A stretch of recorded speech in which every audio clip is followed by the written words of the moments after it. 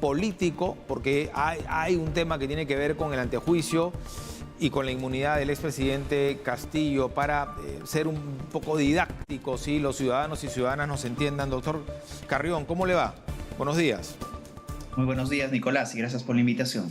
A ver, hay cuestionamientos, incluso leo a muchos abogados, ¿no? Colegas suyos, unos a favor, otros en contra. Hay quienes consideran que van a haber, tal vez no ahorita, pero las consecuencias se van a ver después, ¿no? Un cuestionamiento es en torno a los plazos de la detención preliminar. Aparentemente el plazo vence a la 1:20 y tantos de la tarde hoy. Es decir, a esa hora, si es que no hay una prisión preventiva, el expresidente Pedro Castillo tendría que salir, ¿no? Salir de la sede de Diroes. Sin embargo, artículo 264 del Código Procesal Penal, ¿no? Como el requerimiento de prisión preventiva y la audiencia se hacen dentro del plazo de la detención preliminar, ¿no? Confirmada por la Corte Suprema, entonces el expresidente continuará detenido hasta que se realice y culmine la audiencia. ¿Esto es así? En efecto, Nicolás, tal como tú lo acabas de referir, actualmente el expresidente Castillo sigue una detención preliminar por el plazo de 7 días que acaba el día de ayer de ser confirmada por la Sala Suprema Penal que dirige el juez supremo César San Martín. Si es que nosotros seguimos esa línea de tiempo, el expresidente debería de estar detenido preliminarmente hasta el día de hoy a la 1:42 de la tarde. Después de ello, él debería de salir libre. Sin embargo, tal como tú acabas de referir, procesalmente existe la posibilidad de que antes del vencimiento de ese plazo, es decir, antes de la 1:42 de la tarde, si es que se ha presentado antes de ese plazo un requerimiento de prisión preventiva por parte de la Fiscalía, como de hecho ha sucedido, esta persona que se encuentra preliminarmente detenida puede aún ser todavía detenida hasta que se realice la audiencia de prisión preventiva. Doctor, paramos ahí por favor un ratito. La audiencia tiene que realizarse hasta 48 horas después. En efecto, pero vemos de que ya se ha programado. Ya se programó para las 9:30 de la mañana. Ok, permítame por favor para poder ir explicando también a nuestros televidentes e internautas. La audiencia de ayer era la apelación a la detención preliminar. Claro, uno dirá, pero ¿cuál es el sentido, no? En el 6º día prácticamente ya había terminado la detención preliminar. Bueno, así es la justicia de nuestro país, ¿no? Lamentablemente, demora mucho. Bueno, se confirma, como usted habían dicho, el juez César San Martín confirma la detención preliminar. Hoy debería de cesar, ingresa esta investigación preparatoria, el pedido de prisión preventiva. Hay 48 horas. Es una suerte de ampliación ya per se de la detención preliminar. No tiene mucho sentido tampoco, ¿no? Porque si a ti te dicen vas a ir a detención preliminar 7 días, mejor le hubieran dado 15. Y después te dicen, bueno, se amplía con el ingreso de esta investigación preparatoria. No tiene mucho sentido, pero así son las cosas y así lo estipula el Código Procesal Penal. Ahora bien, doctor, solamente para precisar, ya no se necesita una audiencia para pedir ampliación de la detención preliminar. Ya con esto es suficiente. Ya con esto es suficiente, además de que el Código Procesal para este tipo de casos, Nicolás, sostiene que se debe de imponer un plazo máximo de 7 días. Es por eso que la Fiscalía solicitó en su oportunidad la detención que se circunscriba a este plazo que acabamos de 7 días comentar. por ese delito, ¿verdad? Porque hay delitos más graves que llegan hasta 15, ¿verdad? Exactamente, y además de que tenemos aquí la circunstancia de que el delito se ha cometido en flagrancia. Entonces, estas consideraciones, estas características del delito hacen de que solamente se pueda pedir una detención máxima por 7 días en este tipo de casos. Correcto. Existen otros casos en los cuales incluso puede solicitarse por el plazo de 10 días, pero aquí solo corresponde ese plazo. Entonces, la audiencia tiene que realizarse, mejor dicho, tiene hasta 48 horas para realizarse. Ahí está dentro del plazo porque se va a realizar a partir de las 9:30 de la mañana. ¿El colegiado tiene cuánto para tomar una decisión? Bueno, en realidad quien se va a hacer cargo de este pedido de prisión preventiva es un juez supremo de investigación preparatoria, que es el mismo juez que anteriormente decidió favorablemente para la detención preliminar, que es el juez Sheckley.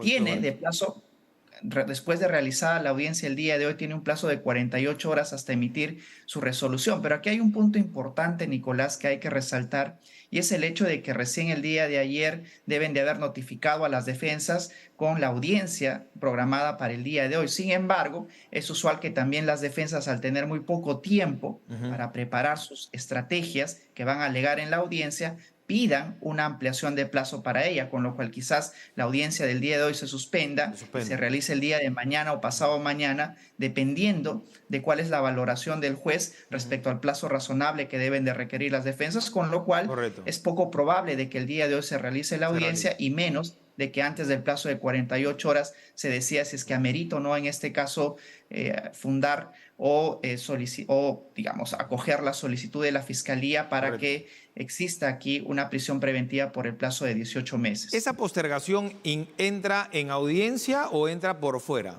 Vale decir, la audiencia se inicia con el pedido de, por ejemplo, de la defensa de que se postergue o se hace antes de las 9:30 de la mañana. Puede haber un requerimiento previo que ingrese por escrito, pero claro, esto tiene que ser oralizado en la propia audiencia y después en la audiencia tiene que decidir si amerita o no el aplazamiento de la audiencia del día de hoy. Ahora, el tiempo corre a partir de que se inicia ya oficialmente la audiencia. El tiempo de las 48 horas para la decisión del juez. Desde que se realiza la audiencia, veamos cuándo se realiza la audiencia, claro. Nicolás, es incierto que se pueda efectivizar el día de hoy por el poco plazo que ha transcurrido desde que esta fuera notificada a las partes. Pero si se posterga hasta mañana, corre a partir de mañana a las 48 horas, a eso me refiero. En efecto, Nicolás. Ya. Ahora, aquí en cuanto a la prisión preventiva, ¿hasta cuántos meses? Se está pidiendo 18. Pero según el delito y ya todo el contexto que usted menciona, la flagrancia, en fin, y las pruebas que se han recabado ayer, porque ayer también dentro de la audiencia de la apelación de la detención preliminar también se han presentado pruebas, es decir, hay un mayor badaje, ¿verdad? ¿Hasta cuánto se puede ir la prisión preventiva? Si la Fiscalía pide 18 y el juez considera mucho, lo puede rebajar, pero también lo puede aumentar. No, porque el juez tiene que como plazo máximo circunscribirse a lo peticionado por la Fiscalía Suprema. En este caso, el plazo de 18 meses. Y también hay una pregunta del por qué no solicitó, por ejemplo, 36 meses de prisión preventiva como suele solicitarse en otros casos. Y es porque en este caso en específico, Nicolás, se encuentra en cuestión en investigación los delitos de rebelión y el delito de conspiración. Y no se encuentra en curso el delito de organización criminal. Cuando se encuentra en curso el delito de organización criminal, si el Código Procesal habilita el plazo máximo de 36 meses, que no es el caso. Claro, ya es un agravante, ¿no? Ahora, es una... ¿cuál es la pena por los delitos que se le imputan al expresidente Castillo? ¿Hasta cuántos años de prisión?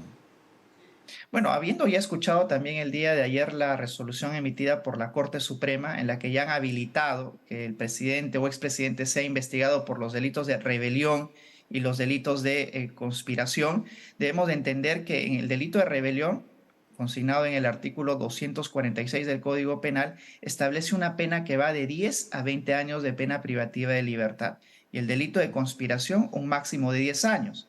Así es que si es que la Fiscalía aborda esto desde un tipo de concurso, pues estaríamos hablando de un plazo máximo de 30 años de pena privativa de libertad. Ahora, esto no acaba aquí, ¿no? Porque ya hemos visto en anteriores casos que ya en prisión preventiva también se apela y a veces se logra, ¿no?, la suspensión u otra medida restrictiva. Pasó con Jennifer Paredes, ¿no? En efecto, solamente el caso va a ser dilucidado el día de hoy si es que se realiza la audiencia en una primera instancia. Está a cargo del juez supremo de investigación preparatoria, pero queda habilitada también la vía para que esto se dilucide en una segunda instancia, cuya sala estaría conformada por la misma que el día de ayer resolvió la detención preliminar. En su opinión, el conocimiento por parte de las autoridades de la posibilidad de asilo político del expresidente Castillo perjudica su situación. Vale decir, el juez dirá, bueno, no se le puede dejar libre porque automáticamente se asilaría. En el supuesto que la medida restrictiva sea menor, tendría que ser dentro de todo igual, ¿no? Dentro de una pena, o sea, es decir, podría ser un arresto domiciliario, pero siempre en ese ámbito.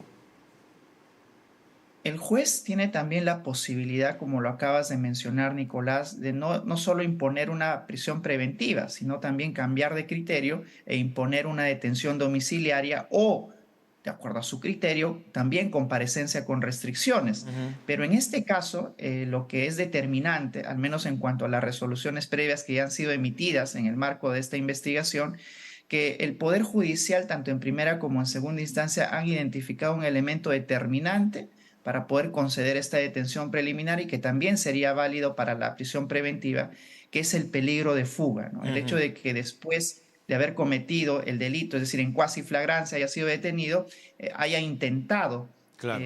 resguarecerse en la embajada mexicana. Y ese es un elemento determinante que también la sala el día de ayer lo ha abordado en el sentido de que aquí Ujú. existiría un peligro de fuga latente respecto al expresidente Pedro Castillo. En el supuesto de que se apruebe el pedido de prisión preventiva, él continuaría en Diroes. Entiendo que es digamos, el centro penitenciario para un exmandatario, ¿verdad? En efecto, ¿no? Pero esto ya correría a cargo del INPE, de ver Sí, cuál es la facilidad que debería claro. de tener para Ujú. que pueda garantizarse también no solamente la salud del expresidente Castillo, sino también la propia seguridad. Así es que eso ya debería de estar a cargo del INPE y del Ministerio de Justicia. Correcto. Doctor, para ir terminando, mencionaba al inicio de esta conversación que dentro del proceso, que ya se vuelve largo, se vuelve un poco tedioso y sobre todo es complicado de entender, se han tomado decisiones que algunos abogados han cuestionado, ¿no? Por ejemplo, el tema del antejuicio, ¿no? Sin antejuicio consideran o haber apresurado el proceso, no haberse escuchado a las partes, en fin, profundizado en este proceso. Luego podría revertirse o eso ya es una decisión del juez que está oleada y sacramentada. El problema, Nicolás, tal como tú lo acabas de referir, es de que en la Constitución, en el Código Procesal, está reglamentado, regulado cómo debería de procesarse a un presidente que comete un delito en flagrancia. Ujú. Es la misma discusión que se tuvo en su oportunidad de si el presidente podía ser investigado o no, de acuerdo a los alcances del artículo 117 de la Constitución. Había un vacío legislativo que también lo encontramos en este supuesto. Ujú. Además de que en el caso, el cuestionamiento que se realiza también es de que no se habrían seguido los procedimientos del antejuicio, que Correcto. esto podría acarrear algún tipo de nulidad en el futuro, En un por lo futuro. cual también debe ameritar un análisis pormenorizado de los jueces que tengan a su cargo este pedido de prisión Los preventiva. abogados del expresidente Castillo probablemente recurran al Tribunal Constitucional por ese punto. Definitivamente, yo creo que ya es seguro de que ellos recurran a este Ujú. punto débil, digamos, del procesamiento al expresidente Ujú. Castillo y que finalmente sea el Tribunal Constitucional o el mismo Poder Judicial, si es que se interponen los recursos adecuados, Tal cual. quienes diluciden este dilema jurídico. Claro, ¿y cómo se puede subsanar eso, no? Por ahí escuché que un abogado decía, urge una segunda detención, pero ya por el caso de corrupción. En efecto, ¿no? Si es que se deja sin efecto este procesamiento por los delitos de rebelión y de conspiración, debemos de recordar también de que el expresidente viene siendo investigado por la Fiscalía de la Nación en nada menos que 7 carpetas, Ujú. algunas de ellas vinculadas a los delitos de organización criminal y corrupción, que ya han sido presentadas en su forma de acusación ante el Ujú. Congreso de la República y que esta simplemente está a la espera de que puedas pasar a la siguiente etapa. Si Ujú. eso sucede y ya la Fiscalía pasa a la siguiente etapa, en algunas de estas investigaciones, en 4 de ellas que ya han sido motivo de acusación ante el Congreso, entonces la Fiscalía también tendría habilitada la vía en estas otras investigaciones Ujú. para solicitar una medida cautelar, como Claro, por ejemplo la prisión preventiva, pero ya no respecto a estos hechos, sino a claro, los hechos que ha sino venido otras. investigando hace un tiempo. Claro, entonces no es una subsanación, digamos, es una alternativa, ¿no? Una Sí, estrategia, o una estrategia adicional que puede evitar lo otro. en efecto, no es una alternativa en el supuesto de que se caiga De que se caiga, esta claro. investigación por los vicios que se está presentando en Ujú. el procedimiento constitucional y penal y que superviva o perviva aquí Claro. más bien las otras investigaciones, efectos de que también pueda enfrentar las investigaciones en prisión, pero eso ya se verá en su Ya se verá en oportunidad. su oportunidad. Ahora, ¿por qué el Congreso, la fiscal y el Congreso apuran el tema del antejuicio?